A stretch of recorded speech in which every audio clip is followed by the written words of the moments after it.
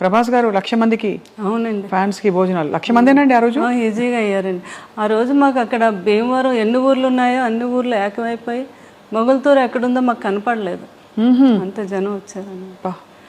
ఇంత జనానికి కూడా అరేంజ్మెంట్ చేయటం, ఎవ్వరికి కొంచెం కూడా ఏమి వాళ్ళకి పడిపోవటం కానీ లేకపోతే ఇంకోటి కానీ జరగకుండా సేఫ్గా ఇంటికి వెళ్ళేటట్టుగా అంత ప్లాన్ చేసి. క్షత్రియ వాళ్ళు కదా ఫుడ్? అవునండి, మన క్షత్రియ ప్రసాద్ రాజు గారా?